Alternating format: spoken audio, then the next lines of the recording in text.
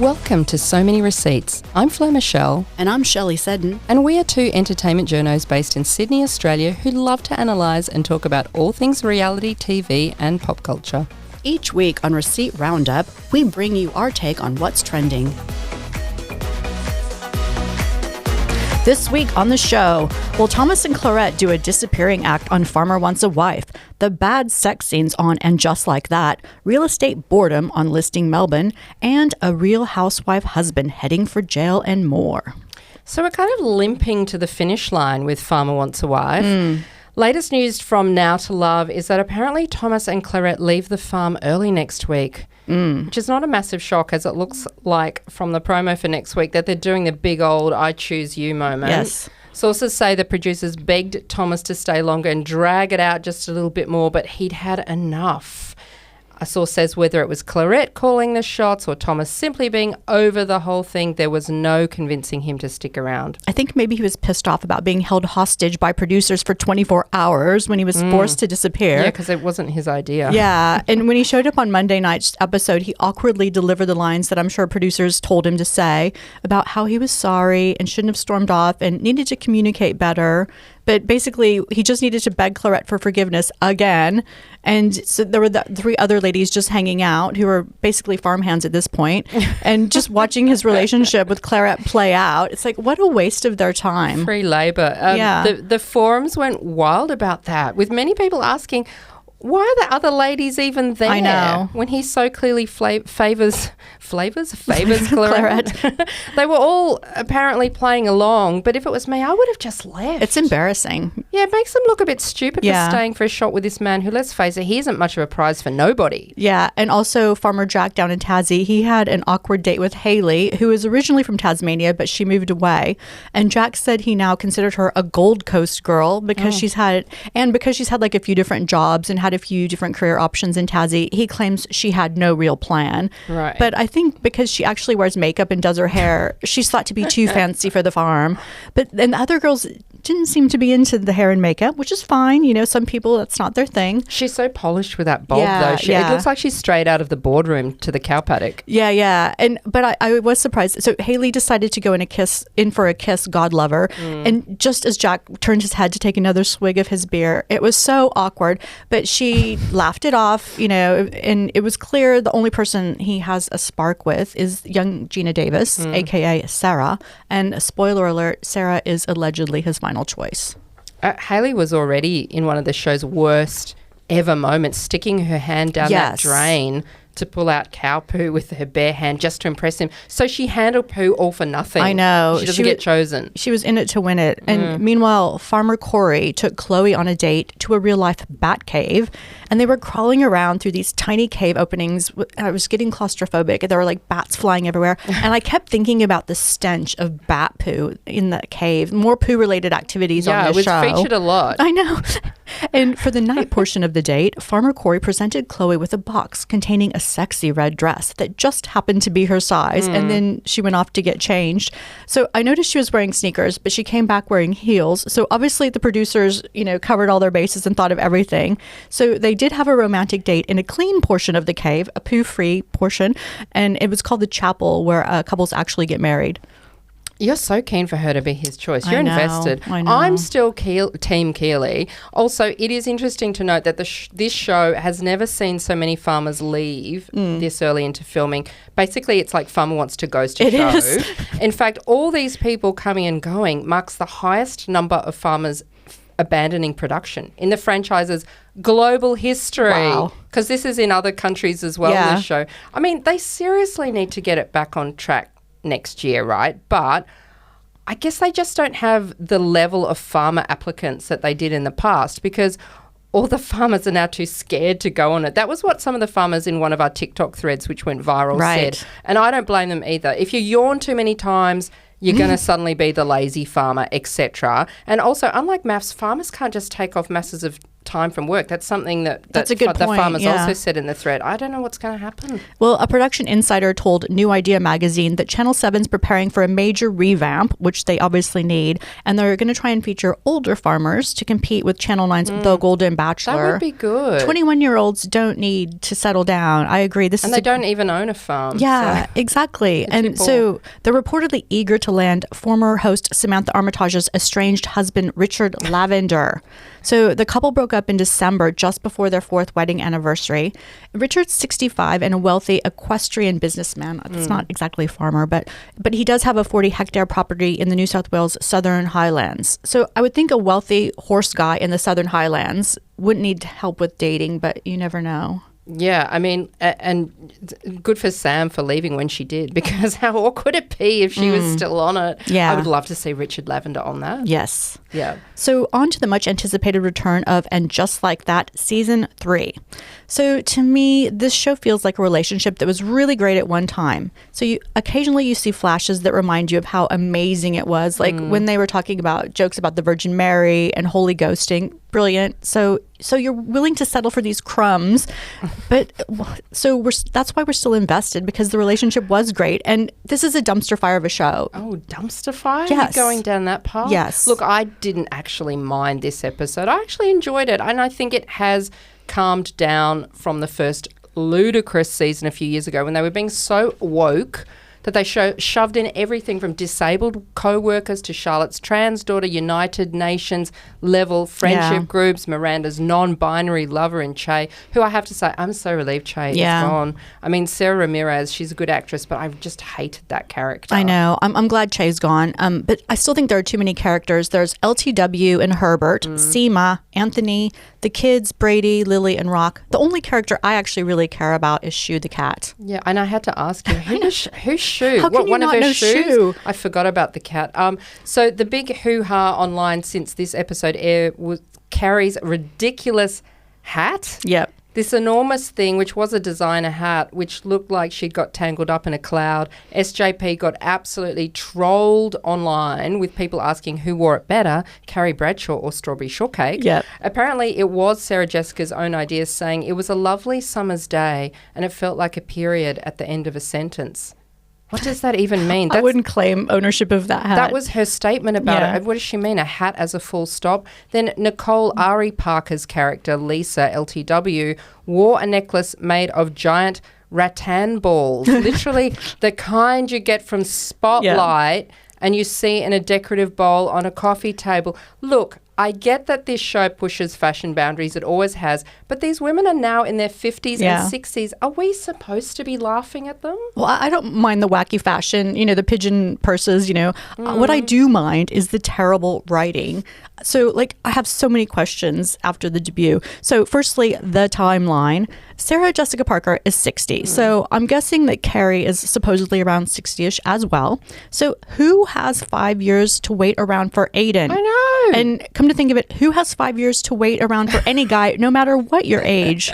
It's and they're not going to communicate this entire time. Oh my God. And the sex scenes, the most unsexy sex scenes ever. Oh, that masturbation phone sex scene between them was so bad. We can't unsee that. I don't want to see either of them doing things to themselves. And I don't understand the storyline. Yeah. Aiden is back. So why not put Aiden and Carrie in the same scenes together? Yeah. Yet again, it looks like Carrie's being dicked around by a man and just putting up with it like it's 1999 and she still hasn't figured it out. Yeah. So they did separate Kim Cattrall and Sarah Jessica for Kim's brief scenes last season as Samantha, but because they don't like each other in real life. But John Corbett as Aiden signed on the dotted line. Yeah. So why are they separated and doing solo scenes? Yeah. So my other issue is Carrie's mansion in New York City, where she lives alone. So how many pairs of shoes could she buy instead of that mansion? And didn't she buy this house because Aiden hated her old apartment and she wanted a place big enough so his kids could also come and stay? Now she's stuck with this big house. If I was a single wealthy woman in New York City, I would want a secure apartment building. Okay. My friend in New York, she says she can't shop online anymore because all of the packages get stolen from her stoop. Oh. So you can't do any online shopping. Oh, right. Okay. And Carrie definitely needs someone to sign line for her packages. She needs a lobby and a doorman. I knew you would think of that point. I didn't even think of that. Like Jackie Onassis on Fifth Avenue. Yeah, and she looks so out of place in this big empty place. Do you think that because she's already slipped and had one fall and she had the hip replacement operation? Why is she still running around empty spaces on polished floorboards? You know, can we get her a rug, some grip socks, a walking stick, something? Well, so I wondered, why did she need to call Miranda when she fell and when she only injured her pinky finger? And also, we have to talk about Rosie O'Donnell as the virgin lesbian nun. So this nun, she comes from a remote town in Canada. So, you know, in the middle of nowhere. So she comes to New York and first of all, we have to believe A, she's going to hang out in a lesbian bar in New York City alone, and B, take some rando back to her hotel room for sex for the first time. I mean, don't nuns take vows like chastity, poverty, to love God only? Well, maybe she's a fun nun. I don't know. Nun 2.0. Yeah, Miranda in bed with Rosie O'Donnell. Oh, my God, that was a hard watch. Plus, why would Miranda even be attracted to Rosie O'Donnell when she had the King of Cool Che beforehand? I got the Che appeal. And look, for those who haven't seen it, don't worry, there is no actual sex scene between these two. Thank the streaming gods.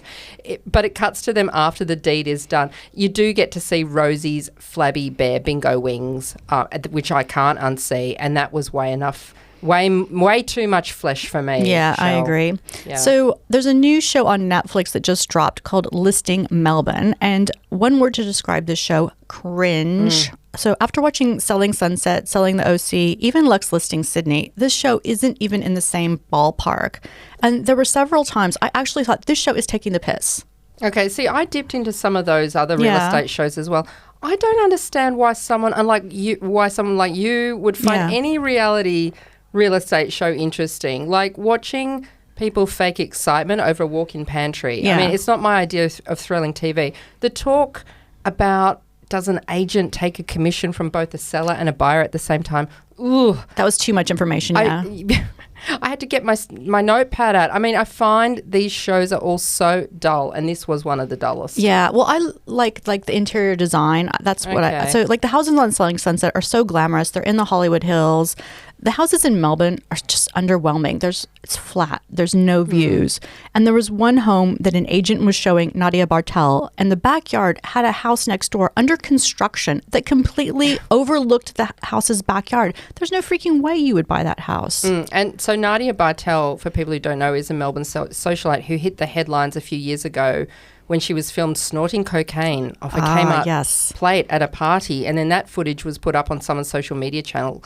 So it was like high society meets budget homewares. Bad collab. Yeah, she's clearly not in the market for a house, but was asked to be a celebrity kind of prospective buyer. Firstly, I don't understand why you'd pull up to a house with a driver and then walk into a house without your handbag. Yeah. It looks so much like she just left her bag with the producer, which she obviously had. Yeah, I actually forgot about the Kmart plate incident. But yeah, so just make it look a bit more realistic. Take someone from your entourage with you to advise you and bring your handbag. Yes, fake a little interest. Yeah. Secondly, who goes to a house viewing wearing no bra? Yeah. She was wearing no bra, and she was wearing a tight brown dress which was backless as if it was the Logies, and her headlights were very much beaming. They were. At full wattage. Honestly, I could not look away. It was like looking into the sun. You know you shouldn't, but you can't help taking a peek. Credit to Andrew, the agent, for keeping his eyes on the floor and not on the high beams. So even my totally uninterested husband managed to look up from his phone and say, must be cold down there. It's like, and in another scene, there was an agent who was visiting a construction site and talking about the amazing view, which was the Melbourne skyline way off in the distance. Then the camera panned over to the right, and there was a giant freeway with overpasses. It was unbelievable. I just thought, they can't be serious that this is a good view. I must say, it didn't exactly show Melbourne at its best, did it? Yeah. So I just think after the super sexy casts of the American shows, you know, you've got Chriselle Staus and like all of these women all dressed up in the latest skimpy designer labels. They drive these amazing luxury cars. They're in full hair and makeup. So this cast in Melbourne, they're not glamorous in any way. One of them drives a truck. And one of the agents Fraser Lack seems to be incredibly short. He reminded me of a hobbit. I actually thought he was a little person. Yeah, poor Fraser. He has the tiniest little body, like action figurine proportions. I thought smaller than Farmer Jack, and that is really saying something. So Fraser actually was in Australian Survivor, Heroes versus Villains, 2 years ago with King George Mladenov. Yeah, King George. He was actually ousted in what's said to be the best tribal council in any Survivor show ever. I watched it. It was amazing. George totally outsmarted everyone by thinking so fast on his feet, and Fraser went home in this blindside. It was actually jaw-dropping to watch. So Fraser was cast as a villain in that, but he wasn't villainous at all. I think he was almost like a lost intern. An evil troll.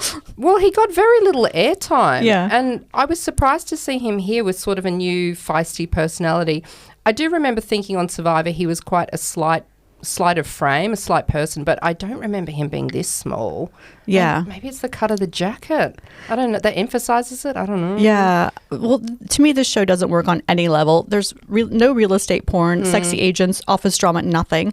I can't believe the show even actually got made and gone to air. But anyway, I was Googling for more information, and I found out that it actually aired on Channel 9 last October. Oh, is that old? Yeah. It's almost a year old? Yeah. It's not even new. It's just this bad show. It's actually number 5 on Netflix. I can't believe it. So if you want to watch it just for comedy. Okay.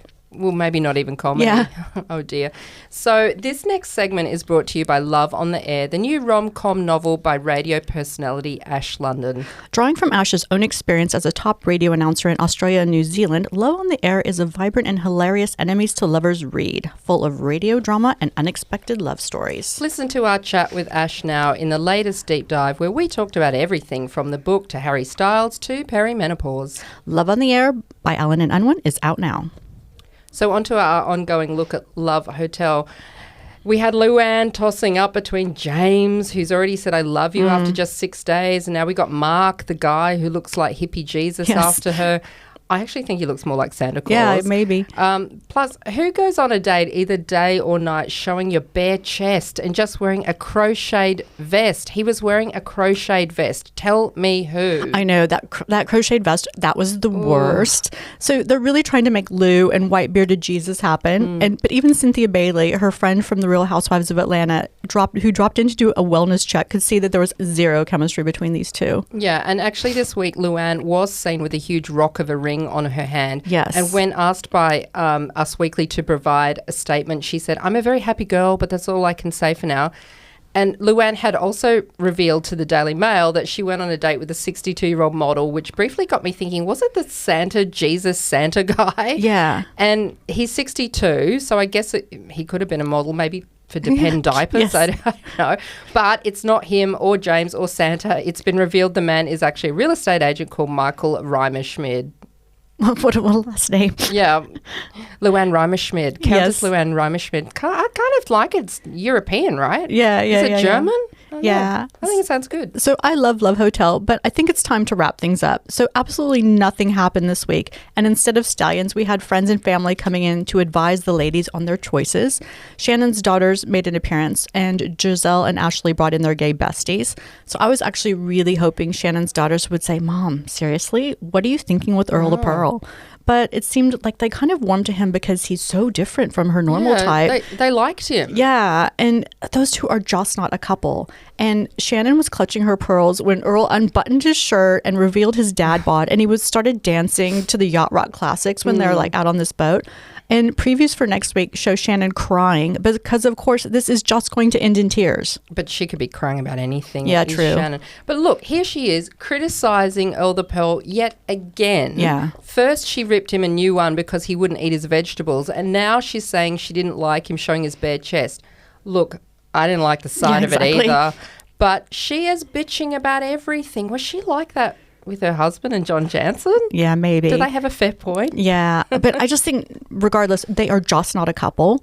So over in the Ashley verse, she went on 2 dates with Ralph. And so they went sailing on the yacht, and then they went on a date with her. He went on a date with her and her gay bestie. And, you know, Ralph is very self-aware and has done a lot of work. And apparently Ashley finds that sexy. But she does say she needed to put him through her kissing boot camp because he kisses like a lizard. But then she forgave him or something. Yeah. You know, she puts up with it. Plus, did you see on the yacht, and I think it was Luann and James kissing on the upper deck, and in the background, you could actually see Ashley and Ralph kissing behind them as well. Yes. But that was never shown to camera or spoke about on camera. It was them. Yes. And I have to tell you something. Last night, I saw an interview with Brynn. Brynn was supposed to be on Love Hotel. Oh, Brynn from Roni, Real Housewives of New York? Yes. What? What happened? So what happened was they just wrapped Puerto Rico. And, you know, Puerto Rico was a dumpster fire. What's Puerto Rico? Puerto Rico, all the girls from, you know, Roni went to Puerto Rico for the series finale. And that's when Brynn... from last season. Yes. Yep. So she came back. Basically, the show imploded in Puerto Rico. Yeah. She came back. She was supposed to go to Love Hotel, but she was too traumatized by Puerto Rico. They had to replace her at the last minute. They replaced her with Giselle. Oh. So Giselle's just hanging out. She's so not into it. That explains it. Brynn would have been brilliant if she was in the right headspace. But so they got Giselle. And so Giselle's basically, you know, I don't think she's really there to find love. She's just having a holiday. Yeah, that explains a lot. It does. She's just so checked out. She's not interested in any of these men. That is so interesting. Yeah, exactly. Yeah. So on to our roses and thorns for this week, starting with my thorn. On Tuesday, Erica Jane's estranged husband, Tom Girardi, someone who featured quite frequently on Real Housewives of Beverly Hills, was sentenced to 7 years and 3 months in a federal prison for fraud. So he must also pay $2.3 million in restitution to his victims and a $35,000 fine. Yeah, and what is he even doing? I mean, he's so away with the fairies, right? Has he got dementia? Has he not got dementia? Yeah. So he is really going to jail. I thought, you know, the guy's 86 years old. I thought he was too frail for jail, like with OJ. If it doesn't fit, you must acquit. Yeah. But no, the U.S. District Judge Josephine Staten ruled that his mental decline was not so severe that he couldn't serve his sentence in a U.S. Bureau of Prisons facility. And so she had previously ordered Tom get evaluated at a medical center in North Carolina. And a forensic psychologist testified that after a 6-week evaluation, he didn't require special care and that a federal prison could make any accommodations for mental health issues. Yeah, I mean, there were always rumors that he was faking it, the dementia during his trial, or exaggerating the amount of memory loss he was having. Because it was a very convenient thing timing-wise, right? You're guilty. Oh, but now I have dementia.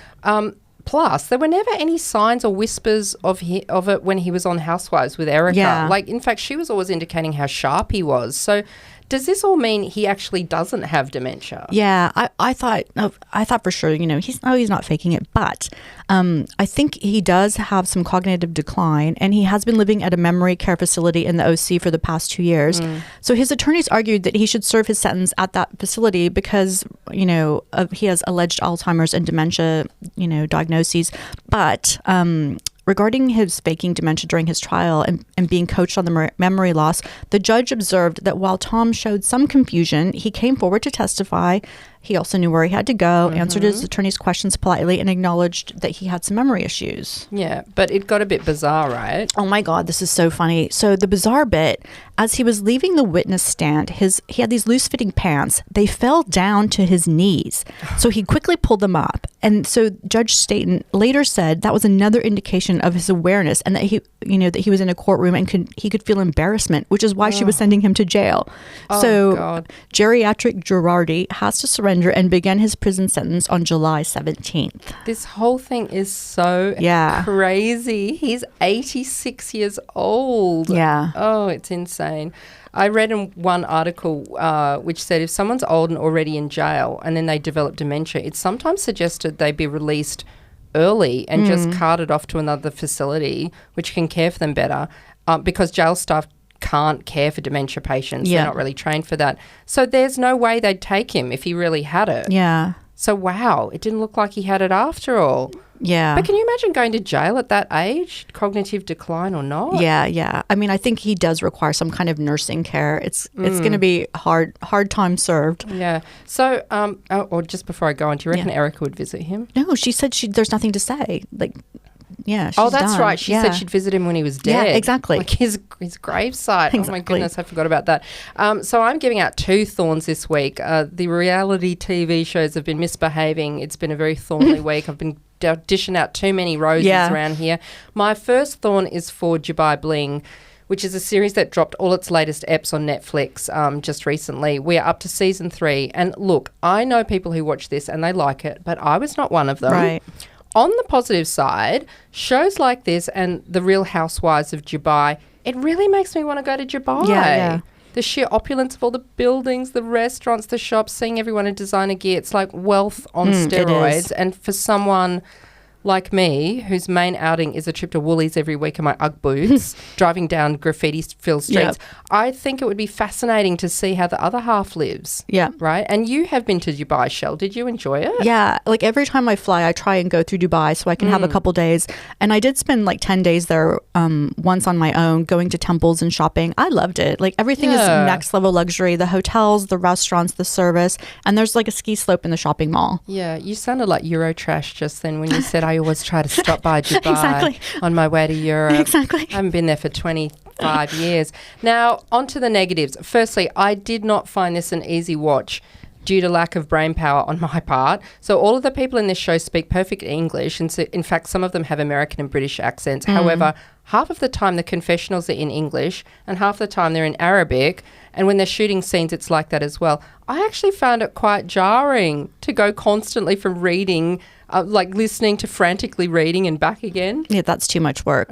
But they're obviously trying to make the show more appealing for Arabic audiences, don't you think? Yes, and I like that. I get it. But for people like me with very limited brain capacity and someone who only knows one language, I found it mentally tiring. It was fatiguing on the mind to switch back and forth all the time. Like with Adrian on maths, with the subtitles. No, that was fine because I could mostly understand what he was saying. I only needed to look down for word clarifications here and there. But this is like full-on novel reading. Yeah. I'm too tired to read. Yeah. So the other thing is the show itself. They are all high-powered business people. One of the disagreements was about a business trademark dispute, boring. Which didn't exactly grip me. I slightly perked up when Farhana accuses Safa of carrying around a fake Birkin bag, but apparently that's an old fight from last season, so unfortunately they didn't dwell on it very much. Plus, they're just not very funny. Wow. They're all very serious. It's just too serious for me. Yeah. I can't commit anymore. I'm out. Well, my rose this week is for Below Deck. And after wrapping up Below Deck Down Under last week, I thought it was too soon to start another Below Deck series, but thankfully I was wrong. So this season we have Captain Carrie, who is Australian, and British Fraser as Chief Stew. Love them both. So the only other returning cast member is Scottish deckhand Kyle, who had a romance last season with Barbie, who was a glamorous Argentinian heiress / stew. Loved Barbie, and I said at the time that she should have been a Real Housewife of Miami. Yeah, and I laugh how they're trying to make Captain Carrie in all of the promotional materials seem as hot as Aussie Captain Jason. I mean, I appreciate the hunky Aussie men sentiments of the promo department, but honestly, Carrie is no Jason. Yeah, plus he's married. But I agree. Jason, he's married? Okay. Yeah, Jason sets the bar very high for sexy captains. But this year they're in the Caribbean and based in St. Martin, which looks fabulous and glamorous. There's this scary airport where the planes have to fly very low over a beach in order to land, and there's this crazy narrow bridge that lifts up and the boats have to leave through this bridge to get out of the harbor. So badly designed, so great for drama. But in order to have a good season on Below Deck, you need at least one unhinged cast member. I give you British born-again Christian chef Lawrence, who had an immediate aversion to the cameras that are meant to be following his every move. You're on a show. I know. So he mentioned that he once had anger and addiction issues before he found Christ, but now things are better. I actually love him because I think he's just so crazy. I liked how he was speaking to the producers on camera. I actually think there needs to be more fourth wall breaking. Yeah, because often the scenes off screen, what happens to people off screen with the producers is more interesting than the actual show. Yeah. So show it. And also from the promo of what's to come, everyone appears to be bisexual. Yes. Bisexual, am I right there? Kyle the deckhand is bi, right? Because it showed him fully making out with Fraser. Yeah. Okay, and then what? He's not bi and he's fully making out with these crazy Fraser? kids these days are all very fluid. It wasn't like two men, on a night just like fun, for a joke kissing each other. There was tongue. There They were fully into heads in their hands and all that. And then Fraser snogging the French girl. I thought Fraser wasn't into chicks. Yeah. Oh, I'm so confused. And then all the women kissing each other. Plus, I like Rainbow, the Dutch stew that speaks with an American accent. Yeah. She reminds me of a mini Kate Chastain. I actually think she's my pick for Chief Stew on another season of something to come. Yeah, so I'll just say, kids these days, the crew, it's very fluid. Kids these days. Yeah. Frasier called it a love fest. But the big news is reportedly Kyle slept with a married charter guest. Yeah. While her husband was on board the yacht. Oh my God. So I do remember them hooking up, people hooking up with guests after the charter's over and they go into town, but never while on charter.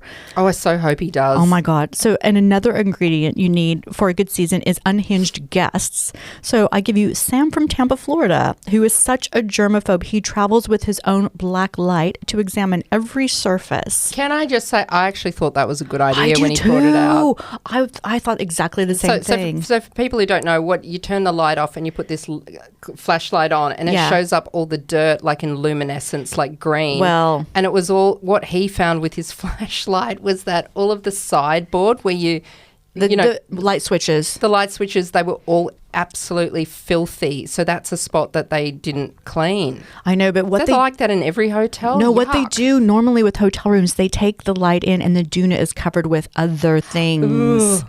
Yeah, that's why they were talking about the doona, saying, that they're brand new. He's not going to find anything. Don't worry. Because can you imagine going to like a regular dodgy chain hotel, like what you would find? Oh, gosh. So take the black light at your own risk. Yeah. So the other thing Sam explicitly stated on his preference sheet was that he likes his steak beyond well done, charred AF.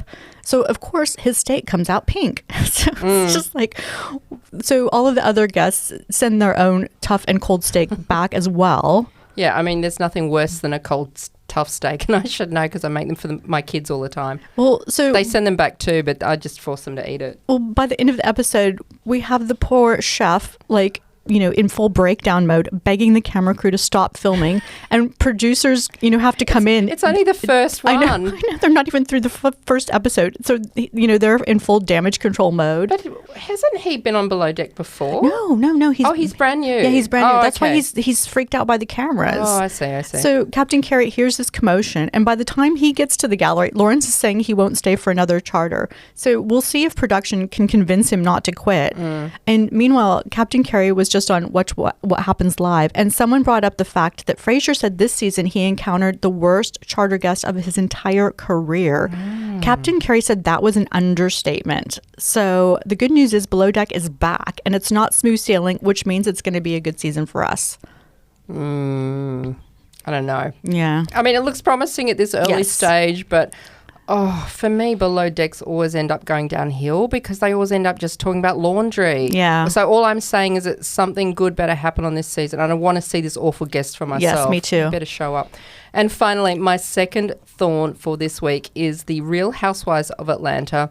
We haven't checked in on this show since the whole Brit-Kenya pornographic picture gunfight, so I thought it was time to take another look, especially as this particular episode was said to be the lowest rating episode in all of Atlanta's 17-year history, and I can see why. It was so dull. Honestly, without the unhinged people like Kenya or Nene Leakes, it doesn't have any spice. Yeah.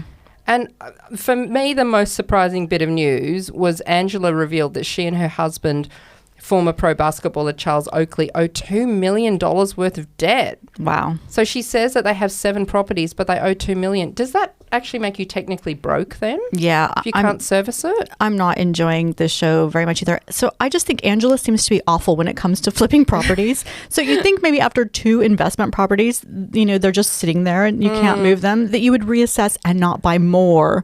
But she's always doing work on them and reducing the price. So it's obviously not working for her. But why doesn't she just start offloading all of the houses and just keep the one house to live in? Yeah. Like she said on the show, she's trying to sell one of the houses at the moment, but doesn't know if it will sell.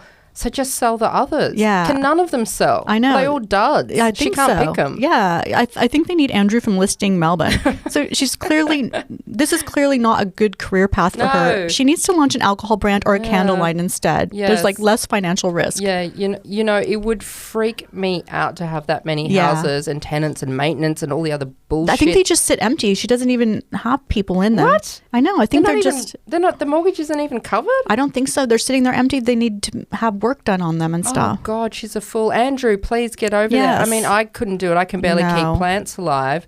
And the only other thing of interest was that Phaedra Park's return. Yes. And some people are saying online, oh, well, did the low ratings have something to do with her return? I don't think so, because she was only in it right at the end. Yeah. Plus, she did actually have the only funny line of the show, which did make me laugh out loud, saying, Kelly's so tiny, she's given garden gnomes. I love that, yes. Yeah, which made me think of Fraser on Missing Melbourne too. And what's with Phaedra and Portia giggling and cuddling like they're BFFs, that scene? Phaedra, she was the one who said she wanted to kidnap Portia and take her to a sex dungeon a few years ago, and that caused this whole lot of crap. Yeah. Is it all forgiven? I think she's redeemed herself. So I heard they reportedly brought her back because she did such a good job on the second season of The Traitors. Everyone loved her. She was witty and charmed everyone, and she was the best traitor on the show. You know, everyone was impressed, and so that led to her winning back a spot on The Housewives. Oh, okay. Well, maybe it will improve now that she's back, these ratings. I mean, look, way more entertaining is the TikTok page. Have you seen this? Yes, I love it. TJ Lovelady. It's so funny. You have to check this out on TikTok. It recreates all the best Atlanta fights using their actual audio, but with AI babies in the exact images of the ladies yelling at each other. And Andy Cohen as well as a baby. Oh, it's so funny. It's so much funnier than the show. It's like Real Housewives Toddler Edition. I am obsessed. Me too. Yeah. So that is it for this week. Thanks for listening. I'm Fleur Michelle. And I'm Shelley Seddon. Join us next week for so many receipts. I couldn't even get it out. Having too much fun.